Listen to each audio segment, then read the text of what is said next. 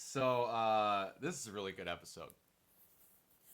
Um, One thing I'm going to mention off the top before we get into something else, I very much appreciate that they are not shying away whatsoever from the Catholicness of Daredevil.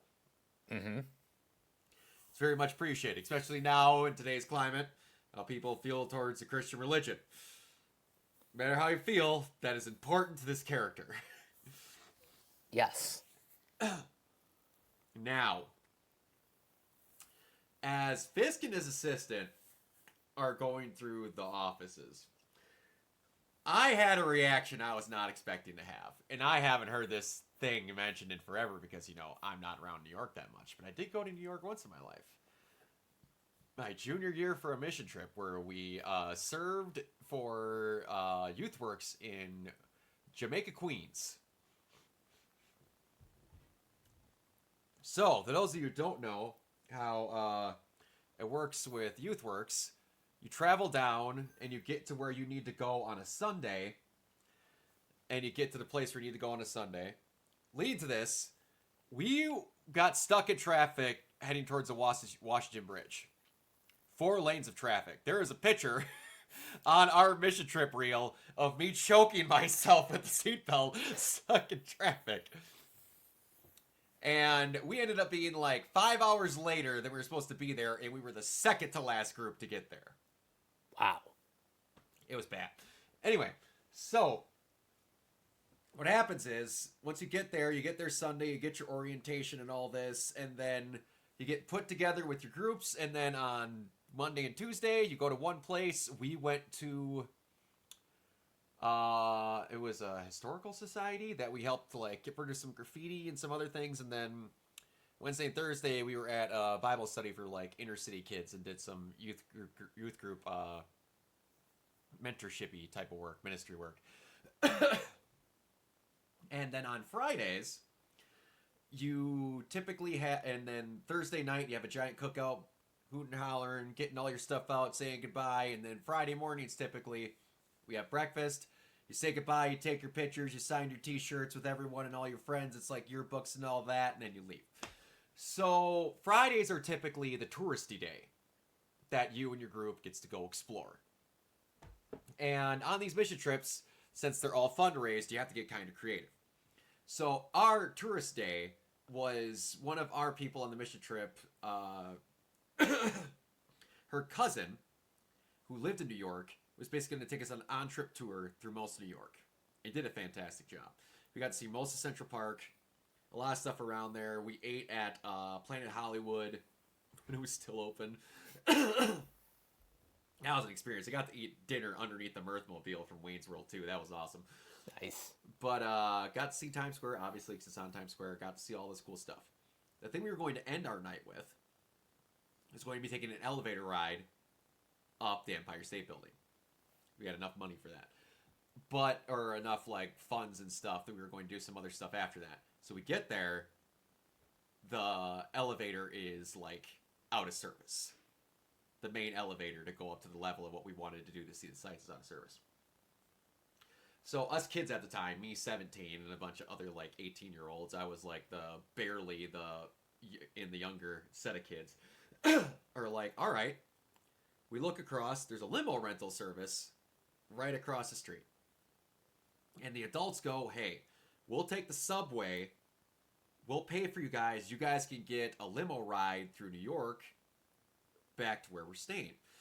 So then we get this limo ride and it's awesome. We're all sitting back thinking we're all sorts of cool kids and blah, blah, blah. There was one moment where the tour guide and one of the seniors that was senior classmen that were with us tried to stick their head up through the moonroof to take a picture.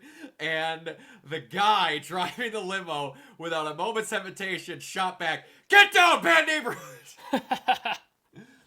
But that's not the funny part. So we're getting there and we're getting closer.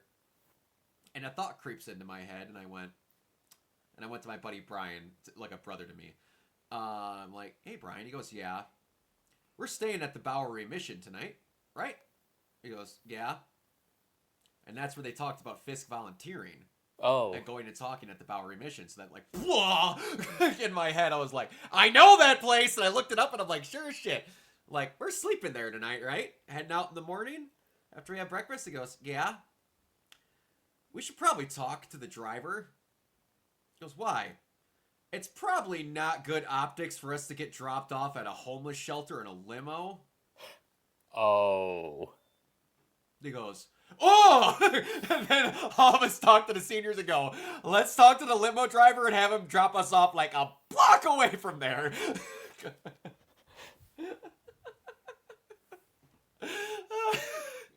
When I heard Bowery Mission, I went, what? I've been there! And we went, we stayed with there was, like I said, it's a homeless shelter. We got to sleep with them and they coordinated it out. They've helped people on mission trips before. Could not have been nicer people staying there. Both in the staff and both the people that were using the services and everyone that was at the mission. It's an unbelievably well-kept place. It's just spectacular. Everyone was there. Everyone was unbelievably kind. And all the people that were in there taking shelter, getting needs, getting food and everything could not have been nicer. It was one of the most pleasant experiences I've ever had in my life. Just had to get that out. I don't often get to talk about those mission trip stories. And then when that got brought up, I'm like, I need to talk about this. All right. So, one thing that I am liking about them having this wider scope of characters is like we have all these people that give people lessons and stuff like that. Victor Ayala's daughter giving Matt the business about what he needs to be doing with his job. She is so good. That was awesome. Giving them it's only you get to help out the little guy when it matters, huh? It's do you know I'm Daredevil? Do you actually? I was thinking that the whole, like, during their whole exchange, I'm like, what does she know? I was waiting for well, can you call Daredevil? I'm pretty sure you know him. Or like, vigilantes. Do you know Daredevil or Punisher? We kind of got that earlier in the episode with Matt and what's her name? Helen? I think so. I'm blanking. She barely ever says her actual name. But oh boy. Stop. There we go. But yeah. Yeah, I do love that she's working on. He's getting the vigilante tag from all over the place about how he should be handling his business. From Ayala's daughter, from this book, from now it's going to be the task force, from Sherry telling him to just leave this alone. Which, you're in a TV show and you just told the superhero to not to leave it alone. You might as well have just put the gun in his hand. He's going to go down. Yeah, pretty much. Also, I kind of just love the world building of, okay, so Fisk has set up an anti-vigilante task force. This is kind of an important step to get to mutants and the distrust that humans have in them. I didn't take it as that. I know we're a few degrees off, but I'm just saying, like, this is kind of like the baby steps to get there. It is baby steps, but I thought the Sokovia Accords were the giant running leap for mankind that started that. Oh yeah, that too. What I feel this is all of you are going to be gun fodder for later when Frank Castle's finally actually in the show. For my first time trying a Kingpin impersonation, I didn't think I was that bad. But that's literally like, hey, do you want to see video of every single cop that's going to die in this show at some point when Frank finally gets fed up with their shit? Yeah, the no body cam. That's a clever way to. It's outrageous. So why does the anti-vigilante task force not need to have body cams if you're taking out vigilantes? That's That's Fisk being Fisk. That's that guy at the job over there didn't want to break the law with his permit. I guess he was a vigilante. Okay. But, yeah. I do love... There's a great quote, though, that I will admit that, like, Fisk, as he does bad things, he gives out the optics that he has a reason to do the bad things. He's a very good businessman. And the quote, when the police chief is like, we don't need to do this, he's like, when a sanitation worker finds out that there is a serial killer before the NYPD, we might need to change the parameters. we... the protocols of like, you can't tell him he's wrong. You have a 60 victim serial killer and the sanitation worker found it out. That's crazy. That plot line to find out what Muse was doing is great. I really like that. That's top notch writing. I don't give a shit what anyone says. Also, Swordsman's back. Yeah, I was gonna mention that. It's something Dalton that plays him, right? Jack Dalton. Jack Dalton. I was Tony Dalton is the actor. The character is Jack DeQuesne. Okay, I knew it was something Dalton who played. I was like, y'all, if you somehow snuck Kate into the show and she just like pops in and then I was like, what? No, I was like, dang it. But he was one of the best parts of Hawkeye in my opinion. He was. He turned out to not be a douchebag. I was like, yes, I need random sword man to be a good guy. Because like the going rumor is that for season 2, Matt's gonna get a vigilante task force to get rid of the bad cops. I could see that. Swordmaster being in there would just be great. Yeah. That would be awesome. Yeah, that was so good. And I also, again, like people being called out in their shit.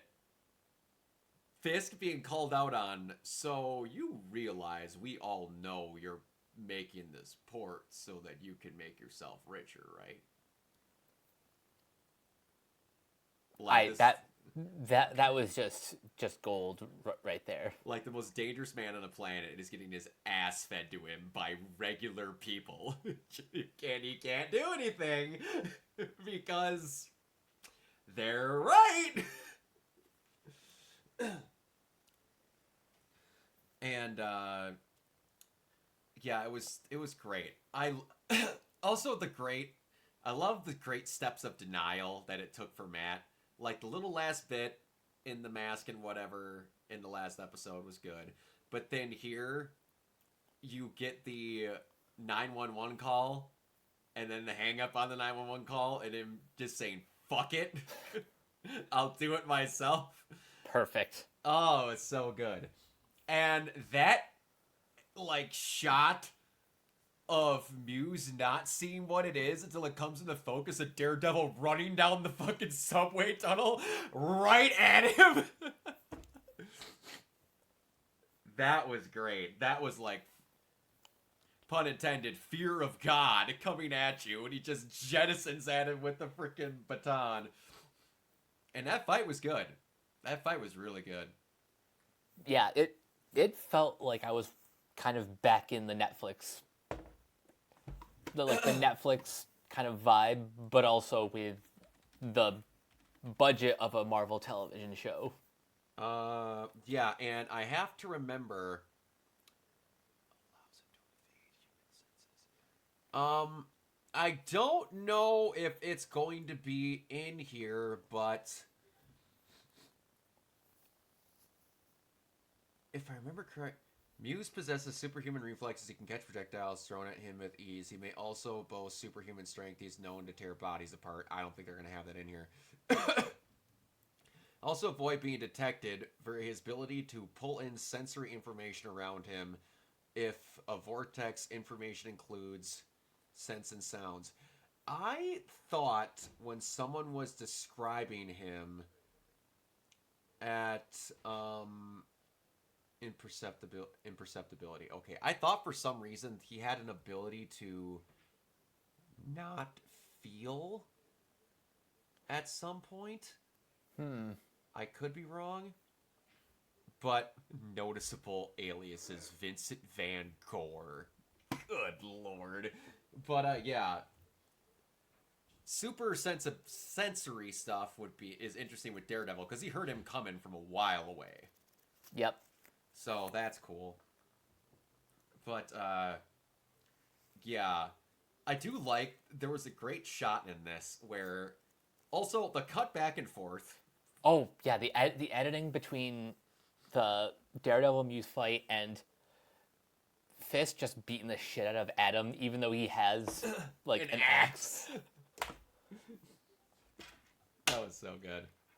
And I like how he's just getting the anger taken out on him because he couldn't take his anger out on those politicians in that meeting. You'd like for me to let you go. I can't be doing that. Just, he'll give you this. Halfway through the fight, breaks the axe in half. But the cutback between them was fantastic. And the shot in particular that I'm talking about is when he takes the wire of the club and hangs Muse, and you hear a heartbeat.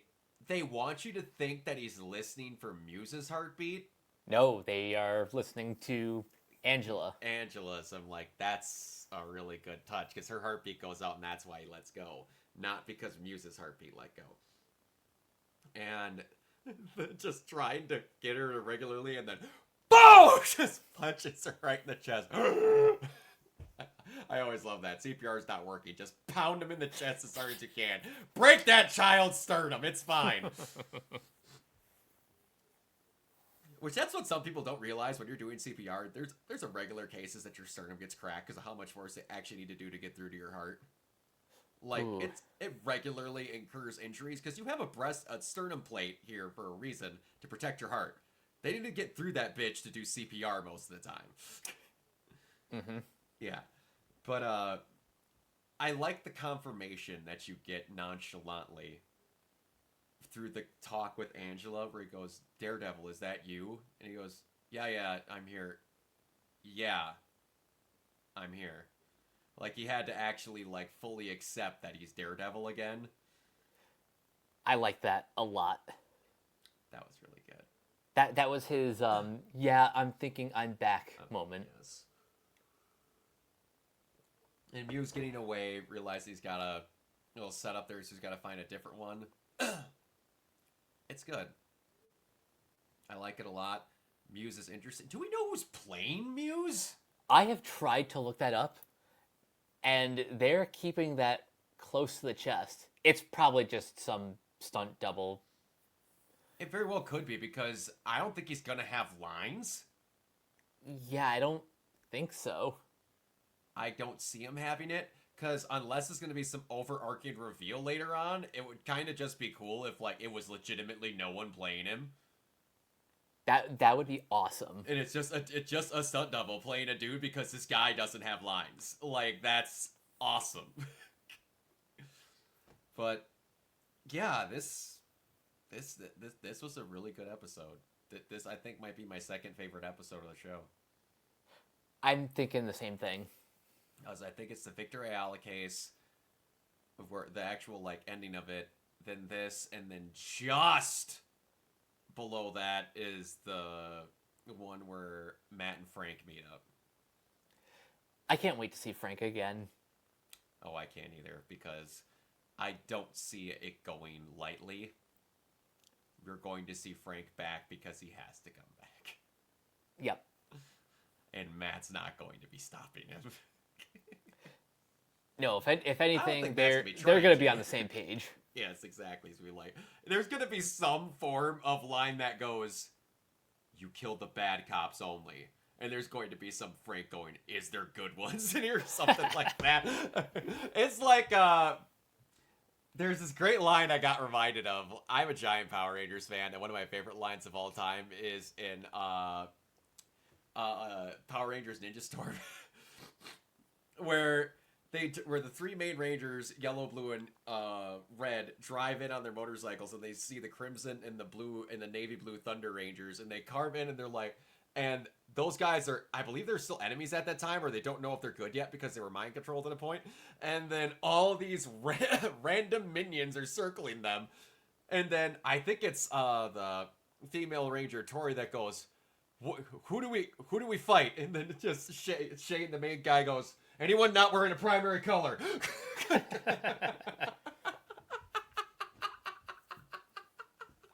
Oh, it's fantastic. It's one of the best lines in the entirety of Power Rangers. It's awesome. But yeah, this if there's more of just this throughout the whole show, we fully have Daredevil back. I was gonna be legit okay if we didn't have Daredevil in the suit for the whole entirety of the show, but their pacing is phenomenal. I think from here on out, Daredevil is back. I think so too. Yeah, it's good. Like, I'm looking at this, Muse coming out in 2016. And already leaving this much of an impact. Yeah, like, and the character was barely in comics. Like, at all. He was barely used, and like he was just done and gone, and then like I believe he reappears in Hell later, if I'm not mistaken. But it's great. I love it.